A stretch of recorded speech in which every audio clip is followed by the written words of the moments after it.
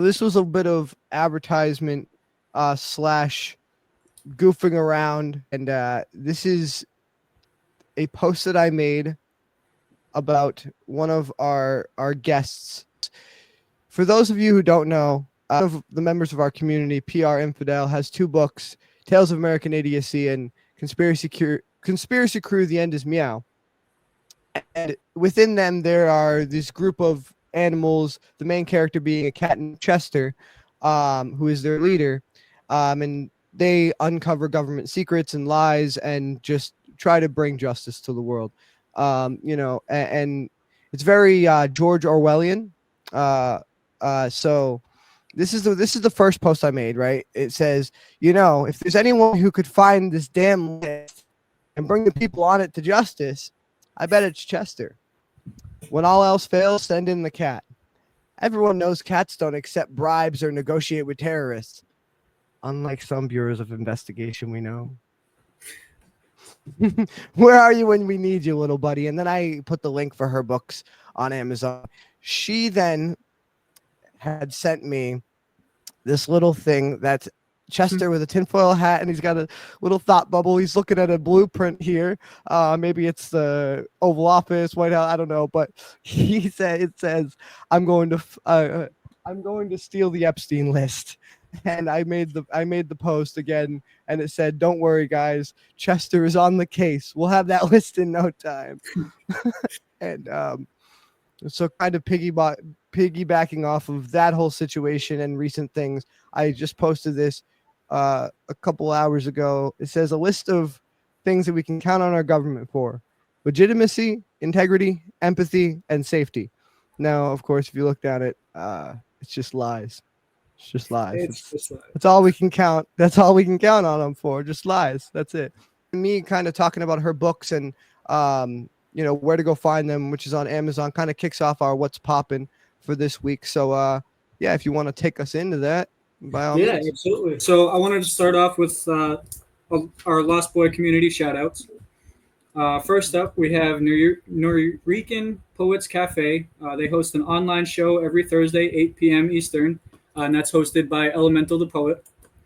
We have Poetry Life League. Go vote for Lady Crucible, August 2nd. We have mentioned that previously, but I mean, she's an amazing artist, guys, and she definitely deserves some recognition. So go and vote for her if you get the chance. We have Bars Battle Rap League, hosted by Tom Bland. We have the Immersive Experience podcast, hosted by Desi Liu, and she was one of our guests last week. Definitely go check her out. We have James Hamilton. He's currently on nationalspokenwordawards.com. Voting for that is open until the end of July. He's up for 2 awards. He will also be at the OCA Arts Center in Missouri, open mic, December 6th at 7 p.m. Eastern. So if you get a chance, definitely go check him out. PR Infidel's books, which you just kind of touched on a little bit. Those are Tales of American and Conspiracy Crew, The End is Meow. Robert Foster's books, those are on Amazon. They are Craig Island and Morgan's Mount. And then no relation to Robert Foster, we have Chris Foster. He does Breaking Barriers. It's a class for writer's block. That's live on Instagram weekly, 8 to 9 p.m. Eastern. You can find him original_POETREE on Instagram, and Poetry Roots, that's ROOTZ on Linktree. We have Diva Jazz Project. Their album is Secreto e Voices. I apologize. I believe so. Yeah, I believe that is Latin, and I'll just speak on that a little bit because he, I believe it is he, Armando, is the person I got a message from, and he just said, hey Dylan, I'm interested in the podcast. Here's my stuff. Send me a link to his. And I was actually on my way to the store, and I was like, you know what? We'll cruise around town in some 90-degree weather, listening to jazz. I feel like an old man just with the windows down, cruising, listening to jazz. And really good stuff. Really good stuff. I personally am a fan of jazz, especially like kind of like just chilling, cruising around, driving a car. It's kind of that kind of it's kind of that kind of music. Also like a maybe a dinner type music. But Nice, like relaxing jazz. definitely something that, as I mean me, I'm personally a stoner. Jazz is definitely something that I would smoke to for sure. But yeah, definitely go check him out. I am right now currently in contact with him. We're sharing information, working out a date for him to come on the show and maybe play some jazz for us. So that'll be exciting. But yeah, go check that out. It is DEVA Jazz Project on Spotify and YouTube. So yeah, definitely. And then I had just a few more things for our community. There's artfight.net. That's an annual art game slash competition that lasts for about a month, beginning every July. So if you're interested in that kind of stuff, the visual arts, definitely go check that out. That I've poked around a little bit. It's definitely cool. They got a lot of cool stuff on there. And so Um, I got the tip on that from Skedaddle, one of our favorite guests and members of the community, the artist who made this amazing logo you see in front of you, or I guess in front of you, behind you. behind us. Yeah. um, but she said this is her just kind of description when she sent me. She said it's a yearly battle where a bunch of artists come together for 1 month out of the year, usually starting in July, and then they get split into two teams this year: crystals and fossils. And then they attack each other using each other's drawings. And I guess there's points awarded for different things like full body versus headshots, all different kind of categories. And it's kind of judged upon by not really judges in particular, but there's already a set base of rules, I guess. Okay. That so it's kind of graded on a point system. And so yeah, they just kind of like, she sent me some examples that you probably won't be able to see them very well with the glare, but she sent me some examples. Like she would send that and then her friend would attack her with that, and whoever wins is based on how many points they get with what they've constructed in the drawing. I thought that was really, really cool and interesting. Hmm. Definitely go check that out. Cool. So I know a lot of our community members also follow Button Poetry. There's a ton of amazing artists on that. You know, they have everything from spoken word to poems to collaborations and stuff. And there's like I said, there's a ton of amazing artists on there. Some of my personal favorites that I liked were Neil Hilborn. Specifically, one of his pieces, OCD. I was able to like really connect with that a lot. That's been There's out for a also long time. His poem OCD, that I for my interest into my beginning interest into spoken word and that channel in particular, I credit two artists and two poems in particular: OCD by Neil Hilborn and a poem called Reach, and that is Reach in all capital letters by Guante, Guante. Two of the best spoken word or poems in general that I've ever heard in my life. Absolutely, definitely go check those out. two more pieces that really kind of stood out to me while I was scrolling through that the other day was Darius Simpson and Scout Music Love's piece called Lost Voices. And the dynamic behind that piece is honestly incredible. It's two people, and they I don't want to give anything away. Definitely go check it out. But basically, it's from like this person is speaking from this person's point of view, if that makes sense. So and they kind of go back and forth with it, and they did an amazing job with that. There was Hmm. also Phil K. And his piece Surplus, and that's talking about like his grandfather's store and I stuff have like heard that one, and I'll stop on Phil K for a second because there's an artist we mentioned last week from that's on the same channel, Sarah K. Now that. Okay. they have gone on tours together, poetry tours together. They look very much alike. They have the same last name. they are absolutely in no way related at all. And they actually wrote a poem about it, which is hilarious. And it's showing how, I mean, these two people from two different backgrounds ended up in the same place at the same time with the same last name and the same job, and they write similar poetry. And, but yeah, go check out Sarah K and Phil K for sure. For sure. Definitely.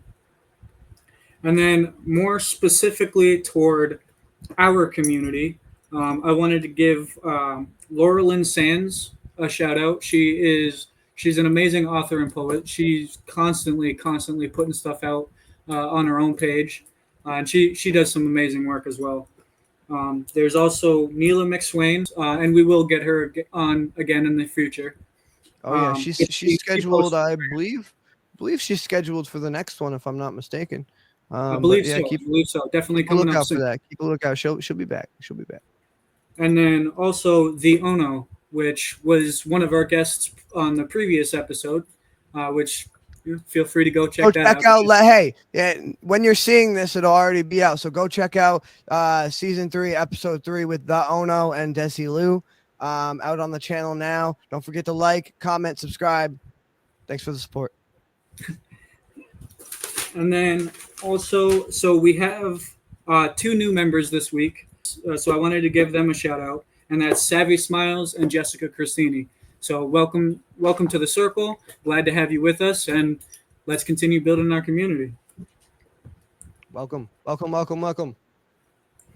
So that being said, that's what I have for our community shout outs. I did want to get into a little bit of music. I don't have as many separate artists as I have in the past. However, I go into a little bit more detail. I did first and foremost.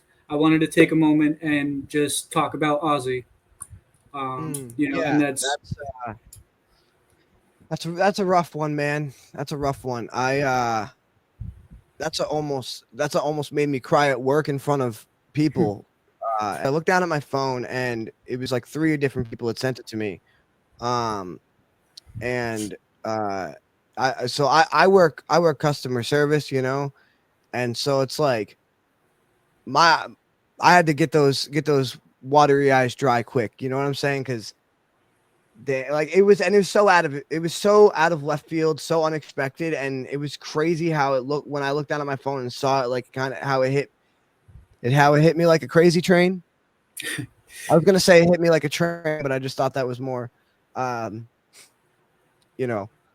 fitting. No, it really did hit me like a personal family member. I mean, I grew up with his music, and my dad grew up with his music, and I mean it's Right. I yeah. mean, he is absolutely There are like no words. multi generational, and he inspired a lot of the music and a lot of the artists that we all listen to today.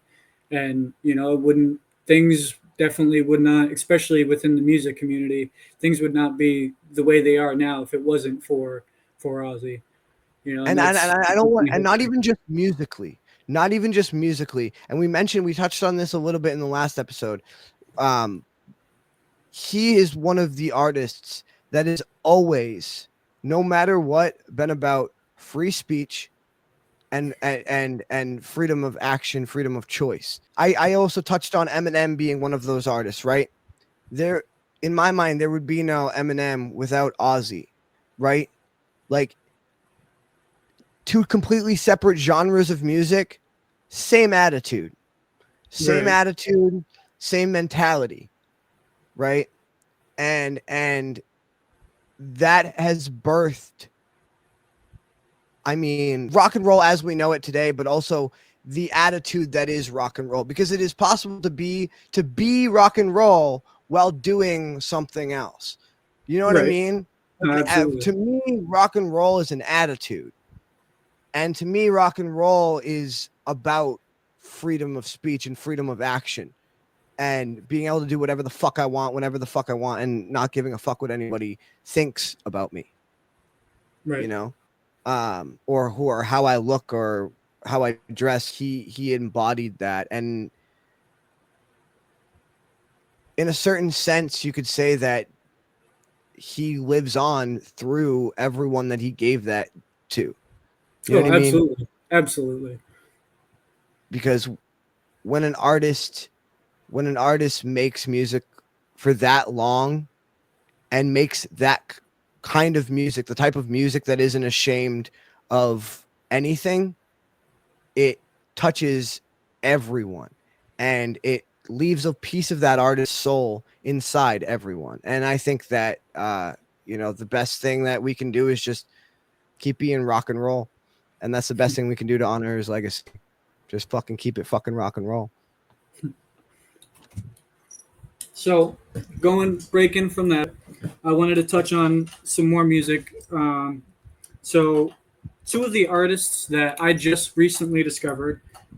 There's Citizen Soldier. He's releasing an album November 12th called Family Heirlooms. And one of the reasons why I wanted to touch on him a little bit was because he very much kind of relates to what we're doing here, what we're doing with this community, what we're doing with the show. One of his songs he actually wrote while he was in the psychiatric hospital, and he is now actually a clinical therapist. So I implore you guys to definitely go check him out. Again, that's Citizen Soldier. Uh, and then moving on, there's Dune Moss. Now, she is on the total opposite end of that. Um, so her music feels honestly like otherworldly, very ethereal, and she's inspired by artists like Enya, M83, Bjork, stuff like that, and is very. When I first heard her voice, it honestly sent chills up my spine. And I actually found her on TikTok, believe it or not, which I mean, I guess is a lot more common nowadays.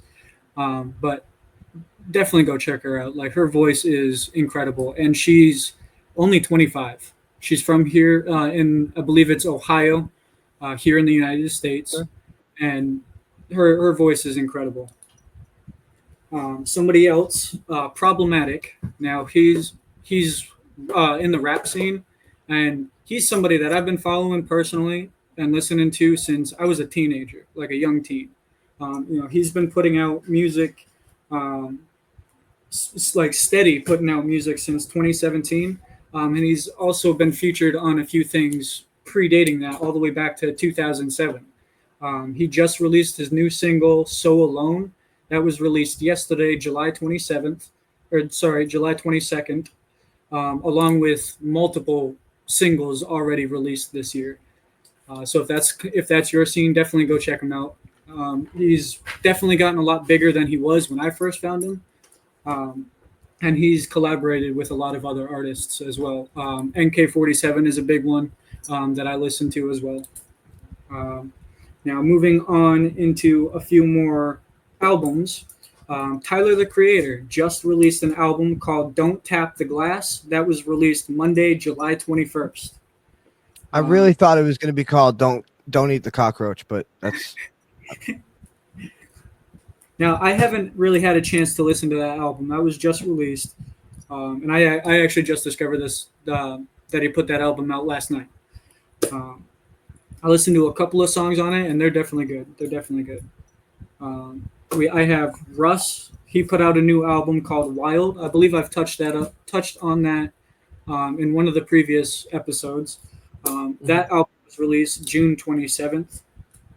Also, Double Lyrical just put out a few different singles this year, with the most recent one being Gone, released Friday, July 18th. We have Joyner Lucas. He just released ADHD 2 on July. Good album. Good 7th. album. Fantastic fucking album.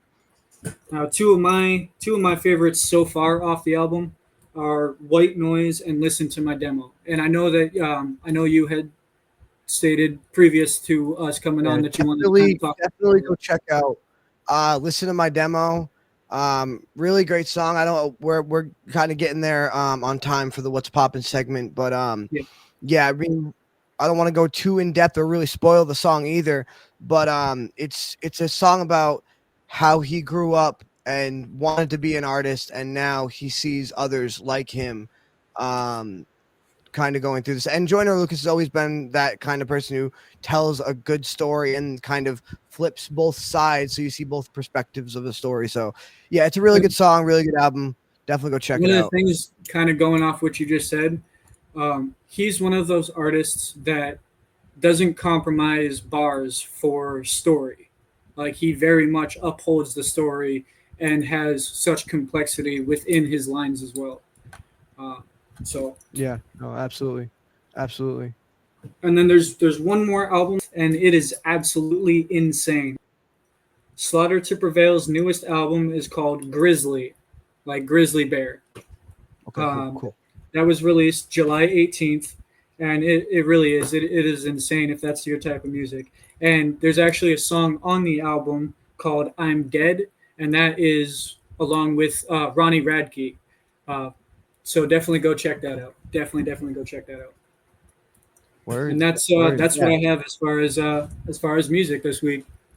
definitely everybody go check out, first and foremost, our community, the people in our community that we mentioned first and foremost, and everybody's books, everybody's channels, everybody's podcasts, all that stuff.